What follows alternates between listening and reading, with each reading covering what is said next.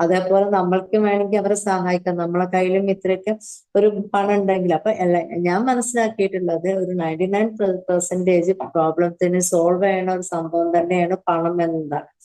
ഏത് കാര്യവും നമുക്ക് പണം കൊണ്ട് വാങ്ങാൻ പറ്റും ഇന്നത്തെ കാലത്ത്. അത് ഏത് കാര്യം എന്ന് പറയുമ്പം അതിലേക്ക് അവിടെ ഞാൻ പറഞ്ഞ 1% ഗ്യാപ്പ് ഉണ്ട്. ഇപ്പൊ മരണത്തെ നമുക്ക് പിടിച്ചു നിർത്താൻ പറ്റില്ല. ചിലപ്പം വന്ന അസുഖത്തെ വരുമ്പോഴും ആ അസുഖത്തെ നല്ല രീതിയിൽ നമുക്ക് ട്രീറ്റ് ചെയ്യണമെങ്കിൽ നമുക്ക് പണം വേണം. നമുക്ക് നമ്മളുടെ പല ഫ്രണ്ട്സിൻ്റെതാവട്ടെ, നമ്മുടെ ഫാമിലിയിലാവട്ടെ, നമ്മുടെ ചുറ്റുഭാഗത്തുള്ള പല പ്രശ്നങ്ങളെയും സോൾവ് ചെയ്യാൻ നമുക്ക് വേണ്ടത് പണം തന്നെയാണ്. അപ്പൊ 99% നമ്മുടെ പ്രോബ്ലങ്ങളെ സോൾവ് ചെയ്യാൻ പറ്റുന്ന ഒന്ന് തന്നെയാണ് പണം. അപ്പൊ പണം ഉണ്ടാക്കുക എന്നുള്ളത് മോശപ്പെട്ട ഒരു കാര്യമല്ല, അത് ഏറ്റവും നല്ലൊരു കാര്യം കൂടെയാണ്. നമ്മൾക്ക് വേണ്ടെങ്കിൽ അത് നമുക്ക് ചുറ്റുമുള്ള പലർക്കും ആവശ്യക്കാരുണ്ട്, അവർക്ക് നമുക്കിത് കൊടുക്കാൻ പറ്റും.